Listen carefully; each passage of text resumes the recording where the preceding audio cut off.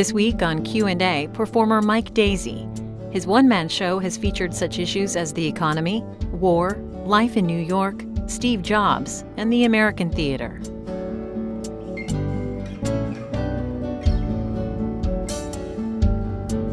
Mike Daisey, can you explain what you do for a living?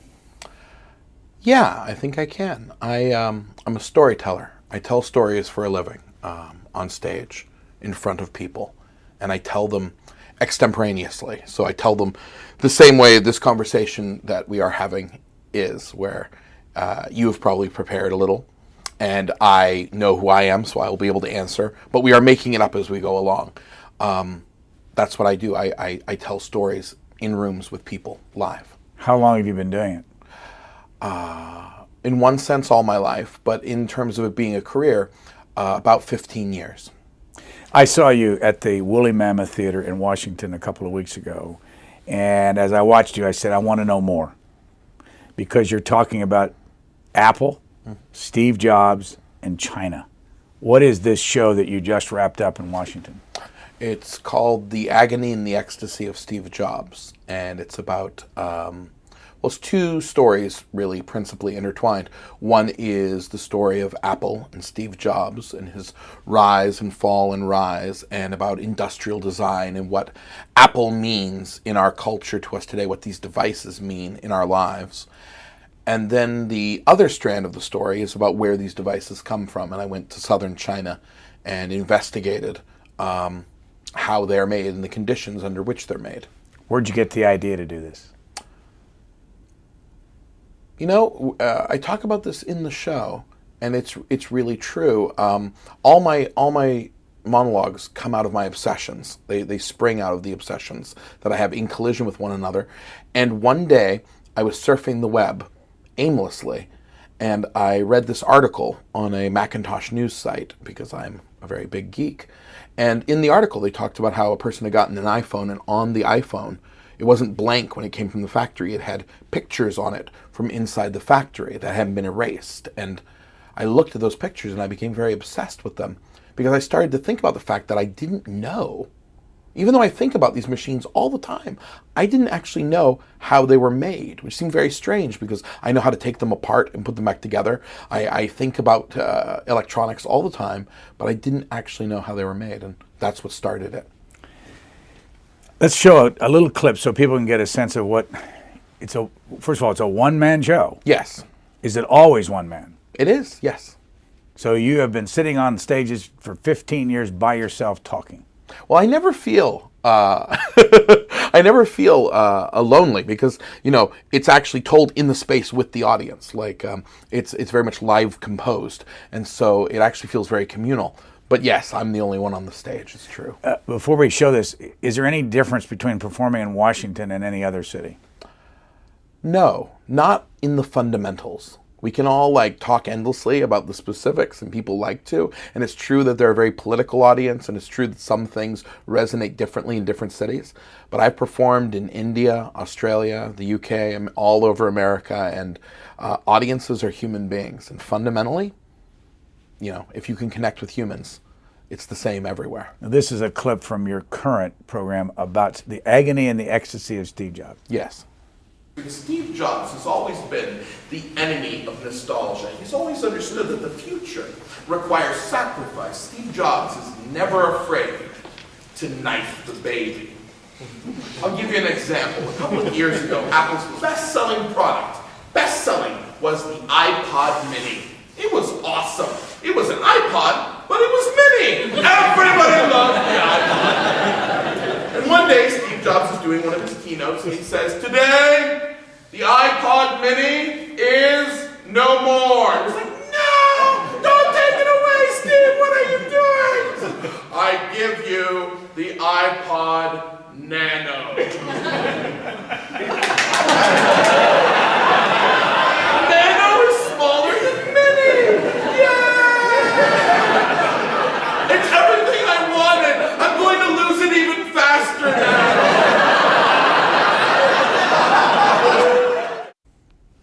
What are you getting at in that clip there? And what do you think of Steve Jobs? Well, in that clip, I'm talking very specifically about the fact that he does something that almost no other CEOs would actually do. He has an incredible ability to actually cancel something, to get rid of things, to throw out the past, to move forward with the future. People have a hard time doing that in all our lives. And I think part of his ruthlessness is because he's able to detach that way. He's very good at realizing that a certain thing is yesterday, and even before the market's ready for it, he's willing to move on to the next thing. And that sort of captures a lot of what I think of Steve Jobs. I really admire him a lot. He's been responsible for 3 fundamental shifts in the metaphor that we use to see the world in technology, and no one else has been responsible for even one. So it's a remarkable thing. At the same time, I think that he is a very difficult person to work for and to be associated with. I think that he's really challenging, and I think he sits in a tremendous position of power where he is at Apple right now. He's built this corporate armature around himself, and it's my fervent wish, that he would open his eyes and recognize the conditions that are in the factories in China and acknowledge them and work toward change. And of all the people in technology, I actually think he's the one that's most likely to actually try and do something like that, because he's always been a maverick. I want to get into that, but you had Steve Wozniak in one of your crowds one night, and who is he, and what did he have to say about this when he saw you do this? Steve Wozniak is the co-founder of Apple. So he and Steve Jobs founded Apple together years and years ago, and he still has a tremendous amount of Apple stock, and he's still officially an employee. And Steve Wozniak saw the show, and he told the New York Times that he was changed, that he would never be the same again, and he wept after seeing the show. And we met for dinner, and he and I are determined to try to keep raising awareness about the conditions under which these devices are made. People don't really understand that workers literally work themselves to death making the devices, that the conditions are not some giant robot factory, but instead thousands and thousands of humans, of people, and in many cases children, make all of our electronics. And so trying to make that real for people so that we actually start to care about it is a tall order. When did you get the idea of going to the Foxconn factory in Shenzhen, China?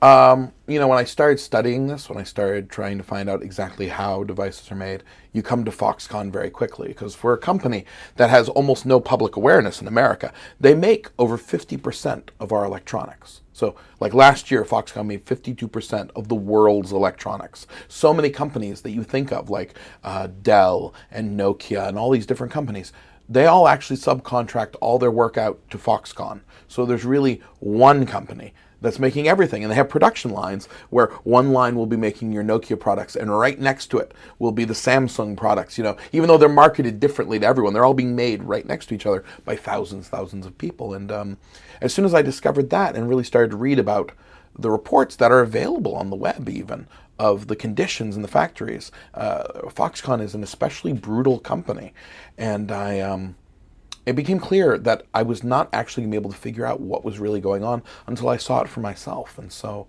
I decided to. When did you go there? I went there in May and June of last year, of 2010. How did you go there? I flew into Hong Kong, and then I had a Chinese visa, and I crossed the border and went to Shenzhen, which is actually only about a 40-minute drive north of Hong Kong, which is amazing, because Shenzhen is the city where almost all of our devices are made in the world. Shenzhen is a city of 14 million people, and it's only 40 minutes north of Hong Kong. Almost no one in America has ever heard the name of the city, even though almost everything in their house that's electronic came from that place. There's a remarkable disconnect in our consciousness about that, about where our things actually come from. It was for me. I had no idea until I really dug into it. How'd you get to Shenzhen from Hong Kong? I got there 2 different ways. I took a bus up once, and then I actually, I had to shuttle back and forth to do other projects in Hong Kong and meet with activist groups. And you can take the subway. You can take the subway from Shenzhen. You can get to the end of the Shenzhen subway system, go above ground. Like in the station, there's actually a transfer point for your passport. Then you get on the Hong Kong subway system. So it's an amazing thing to go somewhere where all our things are made, where any American journalist could fly to Hong Kong with any Chinese visa and take the subway to the door of the factories and then begin asking people about the conditions. And yet that story has not actually been told in our press. Did you go with anybody? No, I mean, I went with my wife and director, who basically acted as sort of backup. I mean, it really wasn't clear to me what was going to happen when I did this. And so, not to be dramatic about it, but I mean, she would stay behind at the hotel, and the supposition was like, I will check in with you at this time. If I don't check in, start calling people, start making noise. I found a translator through friends of friends, and so I went with the translator since I don't speak Mandarin. When you got your visa from China, under what circumstances did they give it to you? What did they think you were going to do? I didn't actually have to say what I was going to do, but I did have to say what my profession was, which I said was teacher, which is true. I do teach as well. So. And did you contact Foxconn, and did they let you in the factory? I did not contact Foxconn. Why not? It was very clear that that was not going to lead anywhere. And the only place I saw that leading to them having a picture of me that would then cause more problems when I got to the factory. When I first got to Hong Kong, I worked with a fixer who'd worked with the BBC to try to get connections to other factories throughout the special economic zone to try to do something officially above board. And that was hopeless. It led nowhere. And it was very, very clear as the days went on that this was not going to work at all. That if I followed the rules of engagement, the rules of engagement for journalism in China are very clear. No one there is incentivized to let anyone talk to you about anything because you're just going to tell a terrible story about the things that they know are wrong. So they're not going to let anyone in, and they're very clear about not letting people in. And then if you're a journalist and you belong to a journalism organization, generally your organization will require you to get a journalism visa, at which point the Chinese government tracks you very, very closely the whole time you're there, and you still can't tell a story. Here is a little clip of you talking about China in your monologue. I mean, we think we do know where our shit comes from. We think our shit comes from China, right? In a generalized way. China. There are dragons there.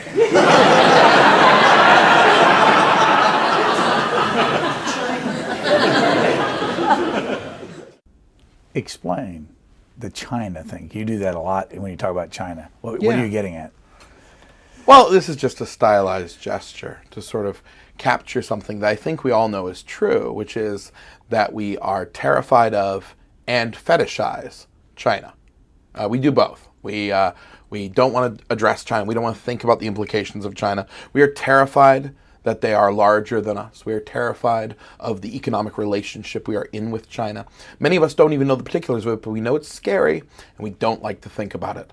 At the same time, we fetishize China. So many business books adore China. They talk about China as the great new opening, the great new markets, like China is where, it's like the Wild West. And I spoke to many, many businessmen who make a living going back and forth between Hong Kong and mainland China, who make their fortunes there, talking about it, like where it feels like the Wild West and fortunes can be won in this grand expanse. What isn't talked about, in the positive view or in the uneasy view, is the fact that it's a fascist country run by thugs. No one wants to talk about that part, but it's true. A big surprise to me was it's a Taiwanese company. Yeah. $60 billion a year Taiwanese company in mainland China. Oh, yes. Yes, and I think that's part of the conditions that are in place at the factory, is the relationship between the Taiwanese and the mainland Chinese, is... it's not good, to say the least. And so I think the fact that the company comes from Taiwan, I think it makes it easier for the people running the company and people in supervisory positions to treat the workers as subhuman. I think it makes it easier for them to work them that way. By the way, do you use Apple products yourself? I do. One of the reasons I did this show, one of the central reasons, is that I have been an Apple user my entire life. They've defined my entire life with technology. I love Apple products. So you went to the Foxconn factory that has how many employees? 430,000. How many buildings there? I don't even know, but they stretch to the horizon. Like when you try to drive around the factory, it's so large that it's like trying to circumnavigate or circumambulate a city. It's huge. And then what did you do once you got there? I did the thing that I had told all these journalists I was going to do, who they really were clear that this was the stupidest thing they'd ever heard. I went to the main gate and I stood there with my translator, and then I just talked to anybody who wanted to talk to me, who came out of the gates. Just the workers. How many talked to you? Hundreds. I talked to hundreds of workers. How long were you there? I was there for hours and hours and hours, and I went back multiple times. And each time I spoke with hundreds of workers. How did you capture what they said? Did you write it down or did you record it? No, I captured it with my hearing in my mind. I'm a monologist. This is my job. And what did you begin to hear from them? Well, you know, it's really fascinating, the patterns. We talked a lot about the things that you'd expect, you know, where in China they came from, how long they've been working at Foxconn, what they do in the factory. Heard a lot about the minutia of what it's like to work in the factory. And then, you know, stories start to come out from people, you know. I mean, I was particularly struck, and I think this is this was a surprise to me. I didn't know how things worked on the ground, that I would ask them what seemed like a very innocuous question, which was, if you could change anything at Foxconn, what would you change? And people would react as though a bee had flown into their faces. They'd be like, "Arr!" And then they would say something to my translator, and my translator would say, he says he never thought of that before. And that would happen every time I asked that question. And for me, that was a really illuminating moment, that you know, you're dealing with a very different landscape. You're dealing with a country that has a fascist government that locks down its people. That they are locked down in terms of their freedoms and what they are allowed to think. And then you're imposing an incredible degree of corporatism. Corporations have been invited in and given free rein to control the landscape. They're given very pliable workers. I mean, people wonder how could they have such poor work conditions, but we are working hand in hand with the government of China to ensure that people don't ask these questions. You know, when they opened up the special economic zone, when they created it, we could have exported not only our jobs but our values. You know, I'm not even talking about I'm talking about anything extreme. I'm talking about things like a work week that has limits. I'm talking about people having appropriate breaks so they don't actually die on the production line. And we chose not to do that. Our corporations chose not to. In your play, or in your monologue, you talk about suicides. Mm-hmm. And I got on the web and found that, and you can tell us how many there were, but they're all around 20 years old. Yes, many of the workers are quite young. They fight hard to get these jobs. You know, they're some of the best jobs in China. And people will struggle to get out of their villages to come to the south of China, to this sort of economic honeypot that we've created in the south of the country. And so the perversity of that is that they are drawn to these jobs, and then some of these people are the brightest people, like in a different world. Those same people, some of them would be doctors and lawyers and civil servants, and instead they go to the south of the country. They all get degrees in electrical engineering, and then they make our stuff. And fundamentally, that soaks up the kind of people who, you know, China's smart. China knows trouble comes from student protests. Trouble comes when people have too much time on their hands. And so it's very much clear to me that the corporations work hand in hand with the Chinese government. Like, it sits there like an enormous heat sink on a computer, soaking up all the people who might otherwise cause trouble. It gives them a place to be. They get a good wage that they send back to all the people in their village, and they are simply worked hard enough that they don't have time to think about these things. How many suicides in 2010? I believe there were 13 or 14 in 2010. It's a little blurry. The numbers shift depending on which article you read, and it depends on. What's really interesting to me is that the number of suicides in 2010 is not actually that different to how many there were in 2009 or 2008, and it actually goes all the way back to when people started reporting on it, way back in 2005. What's interesting is then 2010, there happened to be a cluster of them. What's even more interesting is that the Associated Press happened to run a single story about the fact that people were climbing up the roofs and throwing themselves off week after week in the same way at their workplace. And because of that one article, a certain degree of Western press suddenly rose up about these issues.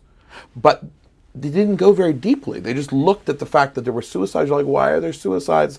And Foxconn said, well, we're going to pay them more. That pay raise never materialized, by the way. They promised to pay them 30% more, which I always think is fascinating, because if any employer can afford to raise the salaries of all their employees by 30% overnight, to me this sounds like something where you might have been underpaying people. How much did you learn that they were paying them? They're paying. I believe the median salary when I arrived was something around $107, $114 a month, something like that, which doesn't sound like very much to us. But to be honest, the thrust of my investigations and the thrust of the piece that I've created is not actually very concerned with the amount they're paid. That's actually a good wage in that area of China in terms of what you need, commensurate with what your expenses are. What they need isn't actually more money. What they need is humane working conditions. They need that recognition that they are human beings. That's actually more important than their wages being increased, is the simple respect that workers should have who are craftsmen who make things so that they can have a life. Does Steve Jobs know this, and has he seen your play or your monologue? I think he knows this. But I know when you go to the theater, you ask people to, you give the people the email address. I do.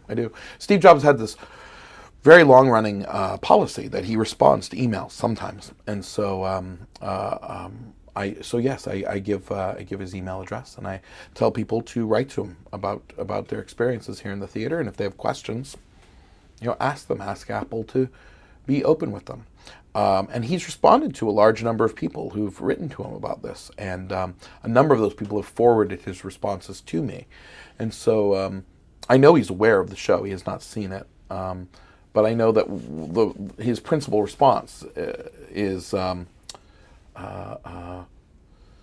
basically it's, Mike, I don't think Mike appreciates the complexities of the situation, which I think is a fine response. It would actually indicate some degree. That'd be recognizing that there was a situation. And then, if someone from Apple, wanted to talk about the complexities of 12-year-olds putting together electronics, I'd be happy to listen to that conversation. I found the list of the companies that use Foxconn. Oh, yeah. Apple, Amazon, Intel, Cisco, Hewlett Packard, Dell, Microsoft, and Vizio, American companies. Then Samsung, Sony, Acer, and, as you said, Nokia. Why didn't you give up your Apple stuff if this bothered you that much? Oh, well, I mean, if I give it up, then where will I? There are no humane electronics today. I mean, I'll just have to get more. No, there are none. There are none. Any electronics not made by Foxconn are still, by and large, produced in the special economic zone by other factories in conditions that are the same or even worse. So, if I get rid of my electronics, I'll simply have to buy more electronics, and then I've perpetuated the problem. And also, I think it cuts the heart of what this monologue is trying to address, which is that these devices have become part of our consciousness itself. Like, they change us in the way we relate to the world. I can't just opt out of my culture. Like, there is like a viable way where one can live with honor. You could just live in a yurt on the side of a mountain, and then I would have no impact on anything. I'd be in my yurt, eating a yam paste, perhaps. But I can't live that way because I believe in communicating with people, and so I need my tools to do it. It's complex, but that's what life is. It's very complex, and so I'm trying to live ethically. Where did you grow up in the United States? I grew up in Maine. I grew up in far northern Maine, Fort Kent, which is actually on the Canadian border. It's actually the end of U.S. Route 1. It ends in Maine. Like, there's a sign, and the road ends. What did your parents do? My mother was a meat cutter, and my father works for the Veterans Administration, counseling, in those days, Vietnam veterans. And then today, he's very, very busy counseling veterans from all our many wars. Still active? He is still active. He was planning on retiring, but there is so much work. He actually thinks that he's never, he doesn't know when he's going to retire. How long did you live in Fort Kent? I lived in Fort Kent till I was 13 or 14, and then we moved down to central Maine, which is still incredibly cold, incredibly remote. But compared to Fort Kent, you know, it's a tropical vacation. When did you first perform? Oh, that's a good question. I think that, well, very first performance was when I was 6 or 7. I would give astronomy demonstrations. I had built a shoebox with a light on one end, and I would put constellations and I would shine the light. But I bring it up because, I mean, I was actually a production. I would charge people tickets. I would make them sit in the room, and then I would sort of like hold forth like some sort of miniature Barnum. But after that, I started doing theater in high school, and really it was also in conjunction with speech and debate. And I was a very avid speech and debate person. I think that's informed all my work. What year did you start the speech and debate? Oh, I was a sophomore in high school. Did you debate? Yes, I did. You actually debated? Oh, yes. Did you compete? I did, yes. In speech? Yes. And I did well. I went to nationals twice. What drew you into that? I think that that's a love of the extemporaneous. I love the fact that in a real debate, there are vectors and factors that cannot be known, that assert themselves on the fly. I like thinking on my feet. I have always said, you know, when I was a young man, when I was like 19 or 20, I would drink a lot of bourbon. And sometimes when I was drinking bourbon, I would rail against the tyranny of the written word. I would literally, you know, the written word. And I really do believe that we conflate sometimes the process of writing with thinking. And you don't actually need to write to think. Thinking actually happens in our minds. And if you actually think about thinking, which is hard, it doesn't, you're not actually thinking in sentences in that linear way. There's a different thing going on. And I love the way in debate there's this, it's oral. I love the way the thought hovers in the mind and then it's expressed. And then things are grappled with in the air. And everyone's participating. And I love that. Where did you go to college? I went to Colby College in Maine. I got a scholarship that allowed me to go. And that because it's one of those micro Ivies. So like I was very much like the guy from Maine, because almost everyone there is from outside of Maine, because that's sort of, it lives in its own bubble, sort of in the heart of Maine. Was it your grades that got you in there? Or was it your SAT? Or was it your performance? My grades were good, but not exceptional. My SATs were good, but I think it was my essays, actually. I think the essays played a lot in getting me in. I don't know. I'm glad that they let me in. I really am. You did a monologue on, I'm going to run a little bit of it, on gold. You talked about gold. Oh, this is probably The Last Cargo Cult. Which was not too, I mean, how many monologues have you done in your professional career? 16. And that was just a couple years ago you did that. Yes, yes. And what was it about? It's two things. It's about my trip to an island in the South Pacific where the people worship the objects of America. They have a celebration one day a year where they are at the base of an erupting volcano and they tell the history of America as they know it to be in dance, theater, and song. Is this fiction? No, no. I went to this island, and it's about the people. What's the island? The island is Tana. It's in Vanuatu, what used to be the New Hebrides. And so it's about this island and its people, and their sort of their lack of an economic system. Like this island, on this island, many of the people do not use money or believe in currency. So it's that whole story of their place and how their worship works. And then it's paired with a story of the international financial collapse. Here's a little bit from that. You could march right down to the treasury, and you could walk in there, and you could give them your dollars and exchange them for gold. You could walk in and say, "Ah, I demand my gold!" Ah! And they'd say, "Oh my God, it's another f***ing libertarian. Hold on.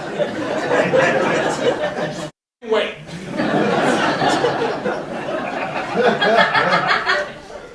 Put out your hand.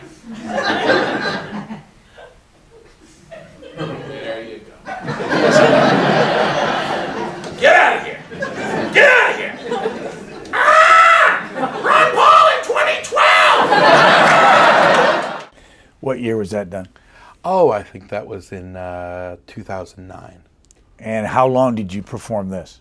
Oh, about a year and a half. They stay in rotating repertory, so I last did that monologue in January of this year. One of the reasons I ran that is you use language there. You use a lot of language in all of your performances, and especially in the one that I saw. Why? Well, if I don't speak in English, we're going to have a problem. I just always love the conflation of language. I assume you mean adult language. Yeah, the four-letter words. Right.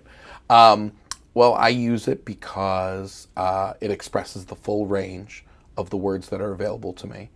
I don't actually have unnaturally limiting vectors that cause me not to use certain parts of my speech because fundamentally I'm not a Puritan. So, so I use all my language.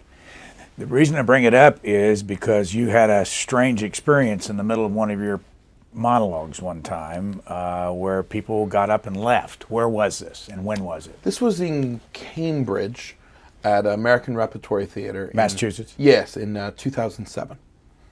What were the circumstances? Well, apparently a Christian group came and saw the show and were not, and didn't choose to be aware. They were like a school group, but although they've been informed that that there was adult language and adult situations, they didn't heed that warning. And so the teachers decided to sort of panic after I began speaking.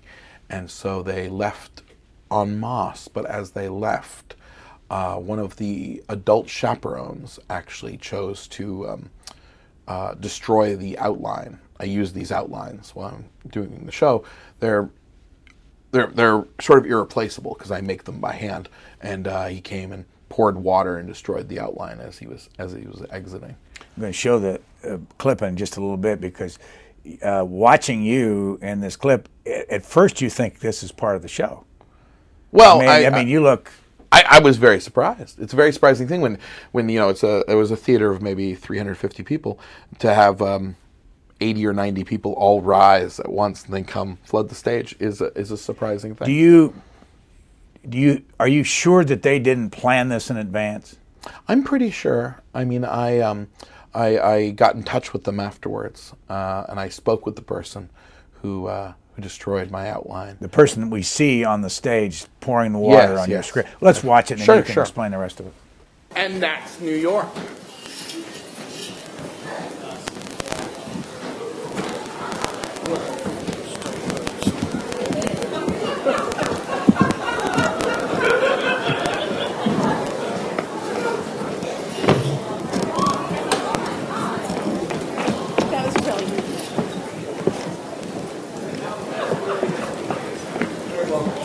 That's the craziest thing I've ever seen. They're pulling him because of the language.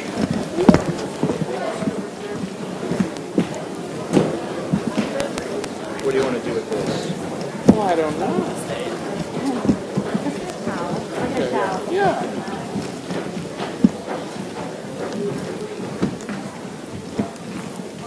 Hey, do any of you people who are leaving want to stay and talk about this, or do you want to run out like cowards? Now, that's a long 9-minute little piece of video that's on YouTube if people want to see the whole thing, because you talk more about it. Oh yeah. What happened to you physically when this happened? What was your personal reaction? Oh, it was really painful. It was really. It's hard to express to people who. I think a lot of people would understand. You know, it's a very to be open on stage, to be open telling a story, especially stories that aren't scripted, where you're actually there telling the story each night. It involves being very emotionally open, and so it's really painful to have people, literally destroy your work. It's painful, and that was one of the reasons I had to track them down. And it always galls me. This is the part of the story that always galls me, that I had to track them down, because in the clip, the whole thing that's online, by the end of it, I restart the show. And one of the reasons I was able to restart the show is I thought, well, it's a school group. This was completely crazy. But of course, one of the parents, not the person who did this stupid thing, but one of the other ones, I'm sure, has left a note in the lobby with the box office saying, "Oh, we're so sorry. We'll obviously have to talk about this." There was no note. There was nothing. I got out at the end. I couldn't believe it. I can be very naive sometimes. I really thought, of course, you wouldn't just do this and leave. But in fact, they did. In fact, the group actually wanted a refund. And they did not want to contact me. And I actually had to track them down. How long had they stayed? Oh, like 15 minutes. And they were reacting specifically to the 4-letter words. Yes. And you say... I mean, if they'd stayed longer, they'd probably been upset about political things as well, I suspect. I mean, if you're that upset about language, you'll be upset about something. But yes, it was the language. What happened when you talked to the fellow that dumped the water on the desk? Well, it was interesting, And where was he from? He was from a small town in California called Norco, California. And that's where the whole group was from. They were out in the Boston area for a choral competition. And this is what they chose to take their students to that night that they didn't research very well. And when I talked to him, he was it was a good call. He was apologetic, and he admitted that he had anger management issues that he was working on, and I appreciated that. And he talked about how his feeling, honestly, was that he has children. He had 2 daughters at that time. I believe they were like 12 and 16, and he was terrified. He said, I remember this so vividly. He was saying to me, he was just terrified about the future. He was just terrified about the kind of world they were going to be in. And I thought it was fascinating because, their actions, the fact that they took them in this way, the fact that he felt this way. I mean, I felt terrified too, I felt like I could actually empathize with that feeling. I just don't know if I would agree with the way in which he's addressing it, or if the same things would terrify both of us. You said to him, and you wrote this out, I found it on your blog, I believe, that at one point you said, "I was raised Catholic," and you said he changed his demeanor on the phone when you said that. Yeah. What was the change? Well, the change was, it really upset me at the time. I remember that what happened was he saw me differently. I said that, and that was a code word for the fact that I was Christian. And so as soon as I was a member of his religion, sort of extended religion, he began to talk to me in a much more open way. And I don't know, it really upset me because I could feel how I hadn't actually gotten his respect before. But when I said this thing, then suddenly it was as though, oh, now we can actually speak as equals. I think there was this, and that really got me. The fact that after all this had happened, and we're talking so he can apologize, we still can't have an honest conversation unless we happen to worship the same God. But you then told him you were a liberal atheist. I did. I wanted him to understand that. What was his reaction to that? He didn't have much reaction at all. I don't think he was. I think I don't think he was surprised, probably, you know. Well, if you listen to all this, it comes through that you're part journalist, part activist. Are you political? Yeah, of course I am. Do you have how would you define your political beliefs? I don't know. I mean, I think that my political beliefs are defined by the age I live in. I mean, I think if I look at the arc of my work over the last 5 to 10 years, I think that I believe our age right now is an age we are moving from an age of nations into an age of corporations, of corporatism. And so most of my work is aligned about that transition. I mean, I think that in another age, 30 or 40 years ago, it would be fruitful to sort of be like, well, I believe in socialism. You're like, no, I believe in more in capitalism. But I feel like that debate has ended for my age and my time, that instead the debate is about the corporations and their rise, which right now seems inexorable, and their amount of power is staggering. And so a lot of my work is in relationship to that. And a lot of my political work is about what does it mean that we created these entities and gave them the rights of individuals, of men, and then they loom above us and are multinational and can't be chained to any one country, can't be held to account. And then in many ways we serve them. You know, literally we work for them and under them. For me, that forms sort of the core of my belief system, is that this is actually a war going on right now, being fought over what it will mean to be a human being in a world where corporations are this powerful and getting more powerful. Other than that episode we saw back in 2007, do you ever find yourself confronted by people in the corporate world or any world politically as you do your monologues? Yes, I do sometimes. And how do they get in your face? Sometimes. It depends. When does this happen? Does it happen in the middle of the show?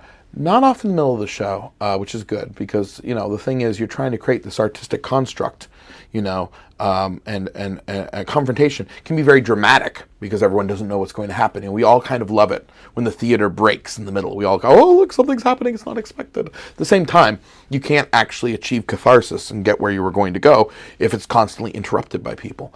So what I do to sort of ameliorate that and create a middle ground is I go to the lobby after every show. As I feel like, because the issues of the shows are so charged and political, I feel like it's sort of my obligation to, well, when I'm on stage, it's a little bit like Greek theater, the classic form of theater, and you're wearing a mask and you're representing things. And by being on stage, I have these lights, I have this power. Then I owe it to people to take off the mask, even though I'm just playing myself as the same person, and go to the lobby so we can actually talk to one another as human beings. And generally, when there are confrontations, they happen there. Or, in the manner of our modern age, people send me anonymous emails. Have you had any conversation with politicians in Washington the many times you've been here? A few. By politicians, you know, I believe, you know, they're functionaries of sub-functionaries, but so never an elected official, not yet anyway. But I have had, I did another monologue called If You See Something, Say Something, which is about the Department of Homeland Security and its history, and then also the rise of the military-industrial complex. And I had people who are affiliated with and have interest in defense contractors, you know, really upset about the implication that their industry actually exists to create a kind of American empire. Well, so often in Washington, a lot of these theaters are underwritten by some of these big corporations. Yes, they are.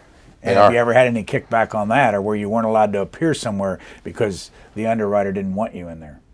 You know, it's interesting that it's true that they're underwritten, and like generally, I'm really proud of this about the American theater, because there's a lot that's wrong with the American theater. I'm really proud that most of the places I've worked have worked hard to ensure some degree of separation between their programming and then their underwriting. They've really tried to do that.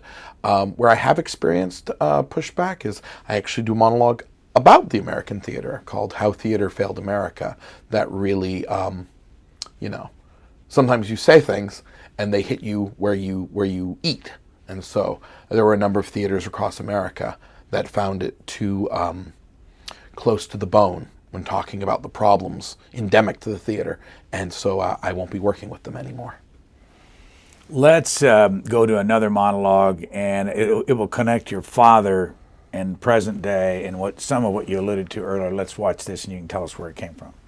All he wants to talk about is Iraq, because he's afraid that we're going to go to war in Iraq. Because my dad works as a therapist for the Veterans Administration, and he knows that when the government's done with those kids, he's going to see them.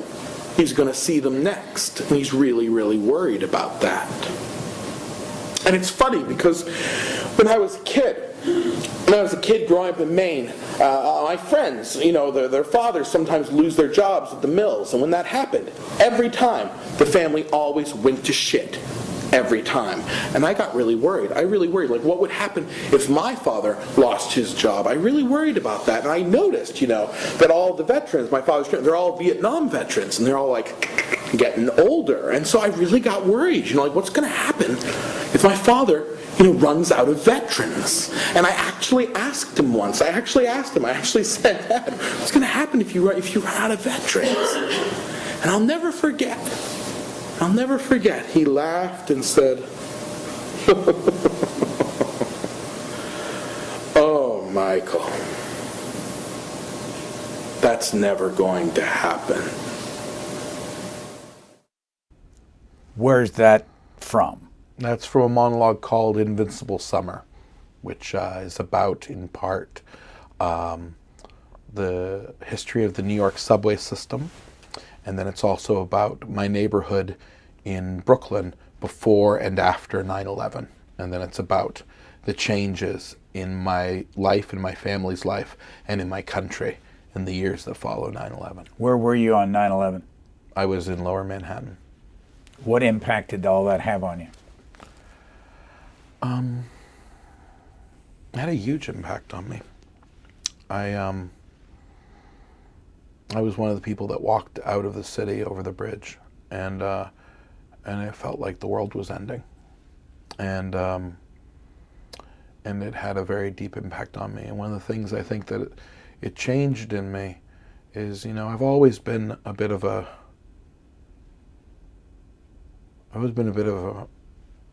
iconoclast, in terms of my political beliefs. And in the years that followed 9/11, I found myself, I think I didn't reckon with the amount of rage I felt about that attack. I was very angry. I was very, very angry and very isolated. My wife was in Seattle when it happened, so when she joined me in New York, after the skies opened up, there was this gulf between us because she hadn't actually been here. She would never fully understand, and I should have resolved those feelings, and instead I think I nurtured them a little bit, because sometimes it's hard to actually let go of anger. There's a comfort to it, and a lot of that monologue is about the fact that I supported the Iraq War. I found myself, persuaded by the arguments that many people were persuaded by at the time, and then the monologue really reckons with the fallout of that, and how, especially as an artist in the arts community, to admit afterwards that you supported the Iraq War, and then to speak in a candid, open way about why you gave your support and how you withdrew your support. Because, today, no one, artist or not, will ever admit that they supported that war in any way. There's an incredible silence, but I remember there being a lot of other people that I had conversations with, that where each step along the path seemed so reasonable. Every step seemed so reasonable. And I think it's important for us to actually remember that, because the past is not made up of people acting in an insane manner. Everything seems reasonable when you're walking down that road. And so the monologue is about those things. Tie together the Fort Kent, Maine upbringing, moving to Central Maine, going to Colby. I saw somewhere where Colby had a big impact on you. Oh, yes. Yeah, a huge impact on me because... How big is Colby College, by the way? It's small. It's maybe 1,700 students. Located where? Waterville, Maine, in central Maine. But it could have been on another planet, as far as I was concerned. My whole life had been defined by growing up in Maine, and so it was only at Colby that I was really put in contact with the power structures of our culture. I did not understand. I didn't understand what wealth was until I went to Colby. I did not really understand that there are people in the world who have a lot more money. I had not spent a lot of time around them. The spectrum in my small towns. I knew people that had less money. I knew people that had more money, but not in like a quantum way. I did not really understand what it meant to be living in New York City. Where I live today. I think about my life today. I couldn't have conceived this life when I was growing up in my small town. And Colby was that bridge. It was this place where I encountered these ideas for the first time and really had to grapple with things like, is the point of this new life, if these things are possible, is my job to find a job where I can make enough money to make these things real for me? Or is my calling to find a calling and do something else? And that was fought for me at Colby, like that war over what I'm called to do. Before we run out of time, I want to make sure I ask you, are you really going to do a 24-hour monologue? I am. Where? It'll happen twice right now. It'll happen once on the West Coast in Portland, Oregon in September, and then it'll happen once on the East Coast in New York City at the Under the Radar Festival in January. What are you going to talk about? Everything. It's called All the Hours in the Day, and the show is about a huge number of topics. It's an earnest attempt to create a gigantic story that actually compels people's interest, kind of like Scheherazade. Like the goal is actually to make it compelling enough that people stay longer than they thought they ever would. And it's about many things, but it is in part an attempt to create a working definition of the American national character as having a strong streak of Puritanism running right through the heart of it, which on its positive side gives us our work ethic, and on its negative side gives us repression. And then coiled around that is a streak of anarchism.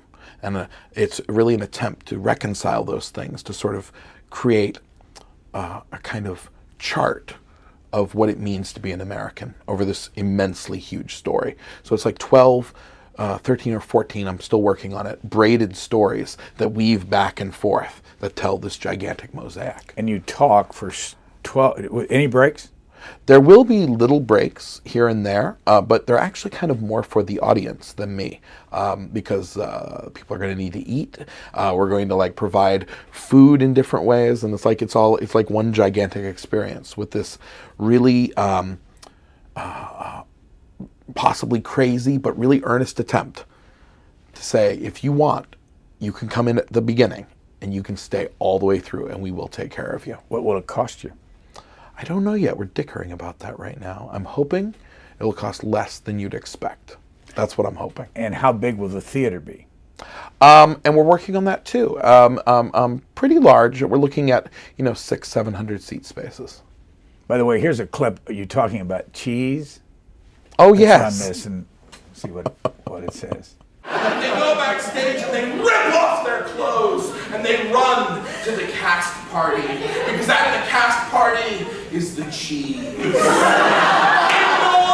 platters of cheese. There's the yellow cheese and the white cheese and the yellow and white cheese muddled together. And they rip huge fistfuls of the cheese. Oh, because this is what they're paid in.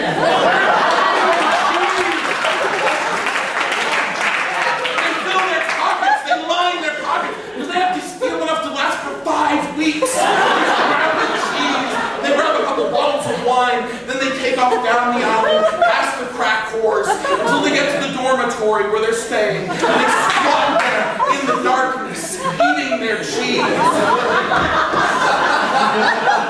This is so worth the life and the arts. This is so worth not having children. Is this a part of what made some of the people in the theater mad? Yep. Because it's true. Because in the American theater, it's less glamorous in some ways than talking about the labor conditions in China. Because it has the exoticism of saying, oh, it's all the way in China. But I work in the theater, and the truth is, actors in the American theater are paid reprehensibly. They're paid unbelievably low wages. To take it back to the beginning, we're talking about Steve Jobs and Apple. Have any journalists along the way probed you about what you saw at Foxconn? Yeah, a couple now. Have there been a number of articles written because of your time at Foxconn? It's hard to know. I agitated with Wired magazine to do something, and but I'm not sure Wired magazine and I were aligned, sort of, in the problem. And to be honest, they did a cover story about the Foxconn suicides that was pathetic. It's a pathetic story that they sent people over with the PR firm from Foxconn. They were guided around. The reporter didn't talk to a single worker, and then they flew back and wrote a puff piece. So far, no one has actually gone over and actually sourced original journalism. Of all the people you talked to outside the gates, who do you remember the most? I remember this. There was one girl. I talk about her in the show, actually. There was one girl who was explaining to me how she cleans the screens of iPhones by hand, thousands and thousands of them. And so I showed her my iPhone, and she was like, "Ooh!" And I handed her my iPhone. I have a picture of her holding my iPhone. And then I said to her, "Maybe you might have cleaned this iPhone. We'll never know when it went past you." And incredibly quickly, as soon as I said that, she rubbed it on her pants, and then she said, "There, I've cleaned it a second time." And it was that conversation. I was talking to her, and she's so delightful. I said, "How old are you?" She said, "I'm 13. I said, "Oh." If somebody wants to get a hold of all your work and everything, what's the website? It's my name. It's MikeDaisey.com. There's an E before the Y. Find the blog and the whole thing. Yep. We're out of time, Mike Daisey. Thank you very much. Hey, thanks for having me.